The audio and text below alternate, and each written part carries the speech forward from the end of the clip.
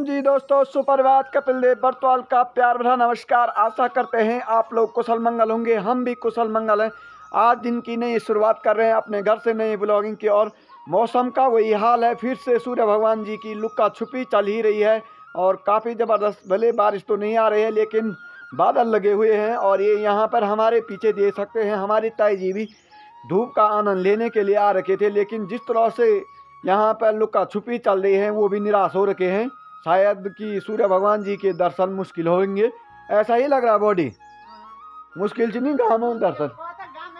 ये देखिए भाई, बहुत मुश्किल हो रही है क्योंकि जो कि अप्रैल का महीना लग गया है। इतिमती गर्म होना था, हपड़ी तपड़ी होनी थी, अंदर रहना था। इस समय की भाई ज़्यादा चटक पटक वाला घाम आ गया है, टाइम ज़्यादा हो गया है। लेकिन अभी भी ऐसा लग रहा है कि 12-1 बजे तक बहुत मुश्किल हो रही है, बहुत ज़्यादा ठंड हो रही है। और एक आज हम दिखाते हैं कि जिस तरह से सुअरों की बात कर रहे थे कि किस तरह से नुकसान कर रहे हैं वो, और हमारी पूरी ज़मीन पर किस तरह का आक्रमण हो रहा है, गेहूं का तहस नहस करके रख दिए हैं। तो वो आपको हम अपनी वीडियो से दिखाते हैं, कितना चिंता का विषय है। तो दोस्तों, यहाँ का नाम बोला जाता है, खेतों का नाम सिलदोना। और आप देख सकते हैं ये मध्य रात्रि के समय जो कि सुंगूर, ये जानवर इतना खतरनाक है कि इसका अता पता लगाना बहुत मुश्किल होता है और बड़ा ही चिंता का विषय हो रहा है। आप देख सकते हैं, अंदाज़ा लगा रहे होंगे कि किस तरह से इसने खेत को बर्बाद करना शुरू कर दिया है। अभी तो गेहूं पके भी नहीं हैं, केवल काचे हैं, अभी हो रहे हैं, वो दाने पकने के टाइम आ रहा है। लेकिन जिस तरह से उथल पुथल शुरू करता है ये, और पूरी जो दें की तरह करता है, जैसे दें करते हैं गेहूं की बैलों की, वो पूरा इस तरह से अपनी छिनमिनी करता है। पता नहीं क्या खोजता है, खाता कुछ नहीं है, लेकिन इस तरह से बर्बाद कर देता है कि नाच का उठना मुश्किल हो जाता है।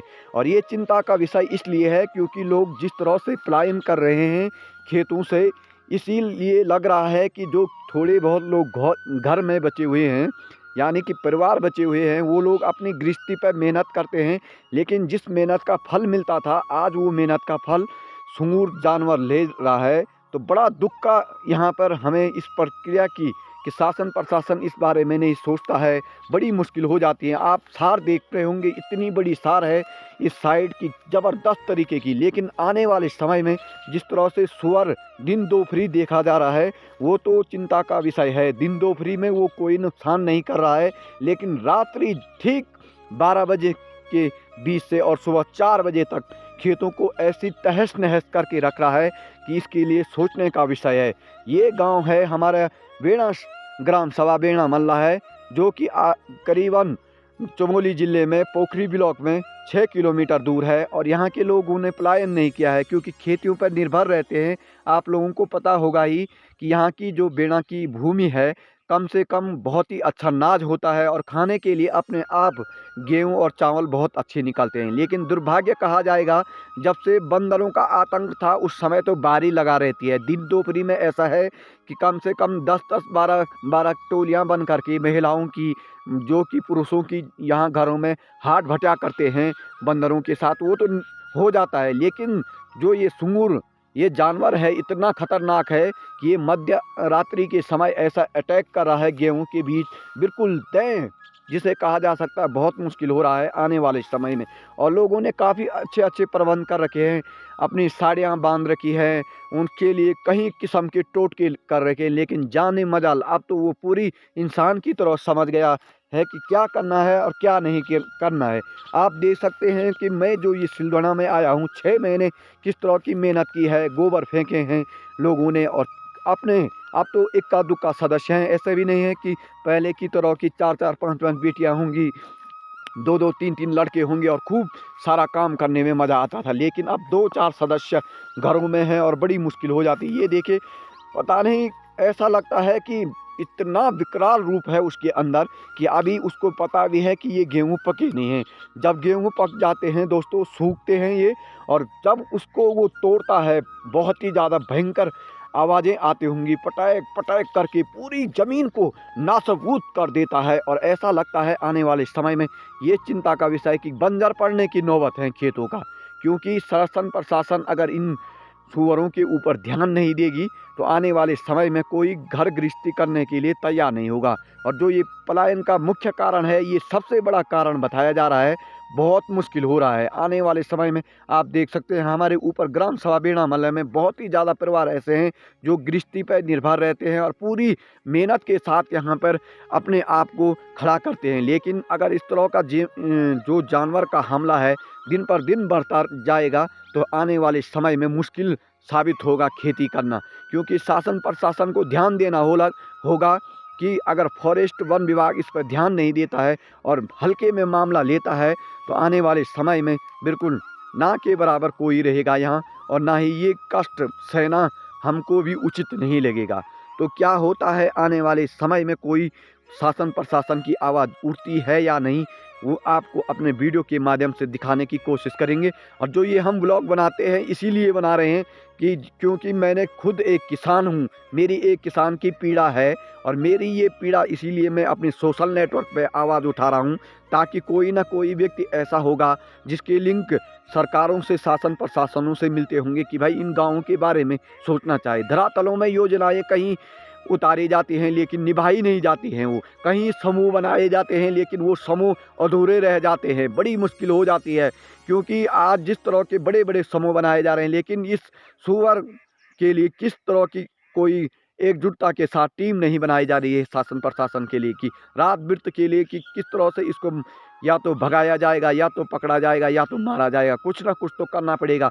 इंसान के ऊपर ही सब जानवर सभी प्रकार की निर्भर रहते हैं, लेकिन इस तरह का अगर कोई एक खेत का खा दे उसी से अगर उसका पेट भरता है तो हम खुशी खुशी देने के लिए तैयार हैं। लेकिन हर खेत का नाशवित करना और इस तरह से बिल्कुल सत्यानाश करना ये कहाँ का नागुजार लगता है और बहुत मुश्किल हो जाएगा आने वाले समय। तो गांव यहाँ पे है, आप देख सकते हैं नज़दीकी पे गांव है और नज़दीकी पे ये इतने बड़े बड़े खेत हैं। क्या बढ़िया लगता है, 6 महीने की जो मेहनत करते हैं दिन रात एक करके इस तरह की गेहूं की खेती तैयार करते हैं और वो जानवर आकर के सूर इस तरह का सत्यानाश करता है खेतों का, देखने लायक होता है। सबसे बड़ी पीड़ा यही होती है किसान की, करे क्या करे पर करे क्या, कैसे करके उसको रोका जाए। और उसके रोकने के लिए तो कोई हथियार भी काम नहीं है और ना ही उसका अता पता चलता है। जब एक ही खेत में वो बिल्कुल चौतरफा दें करता है तो सुबह ऐसा लगता है कि यहाँ किसी ने जानबूझ करके अपनी दुश्मनी निकाली है। वही कहना चाहता हूँ मैं कि इन नज़दीकी खेतों को भी हम बचा नहीं पा रहे हैं। पहले दूर दराज के खेतों पे अटैक करता था, वो शेरा में अटैक करता था, लेकिन मन को बुझाते थे, कहते थे यार दूर दराज है, यहाँ जंगली जानवरों का राज है, वो क्योंकि जंगल नज़दीकी है। लेकिन यहाँ पे तो गांव है यार, 20 गांव के बीच भी इसी तरह का सत्यानाश कर रहा है। केवल 50 मीटर की दूरी पे यहाँ पे होगा, नीचे पे सिलवड़ा, यहाँ पे साड़ा तवा बोलते हैं, यहाँ पे साड़ा बोलते हैं, तोली बोलते हैं। तो ये देखिए पूरा ग्राम सभा की बड़ी सार अच्छी आती है कि पर लेकिन दुर्भाग्य कहा जाएगा हमारा गाँव का। क्या करे, कैसे करके हम लोगों ने इस पर काम किया। मैं एक किसान की पीड़ा से कह रहा हूँ और ख़ुद मैंने इस खेतों पर काम किया है। आप मेरे ज़्यादा से ज़्यादा ब्लॉग देखेंगे, वीडियो देखेंगे तो बिल्कुल घर गृहस्थी पर रहेंगे वो, क्योंकि मैं अपने खेतों से बहुत प्यार करता हूँ। लेकिन क्या करें, वो प्यार क्या ज़िंदा रह पाएगा।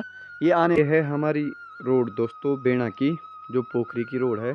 इस तरह के गड्ढे हो रखे हैं और इस तरह का पानी भर रखा है, जो कि आप अंदाज़ा लगा सकते हैं कि आने वाले समय में बरसात के टाइम बिल्कुल ये यहाँ पर इस तरह की जो भूधसाव की घटना है वो हो सकती है।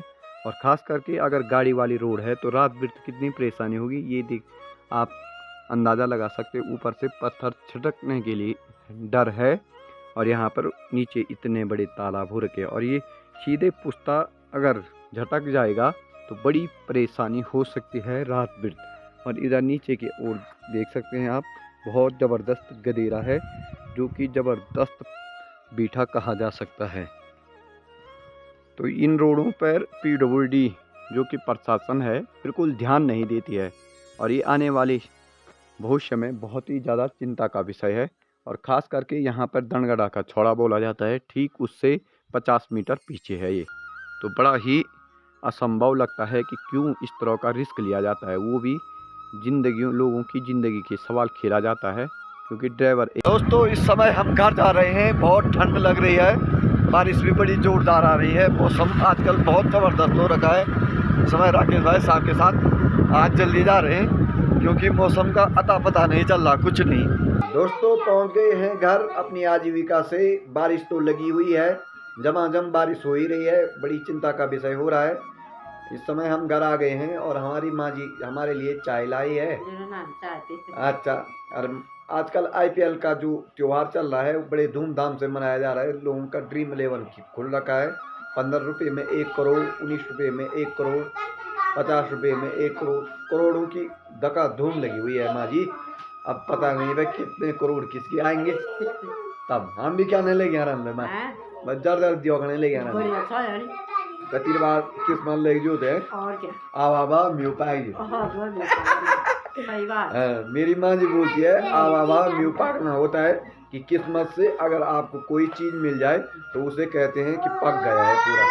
तो आज की वीडियो समापन करते हैं। पूरी वीडियो देखने के लिए धन्यवाद। हमारे चैनल को लाइक, शेयर और सब्सक्राइब कीजिए। जय हिंद, जय भारत, जय उत्तराखंड। ओम।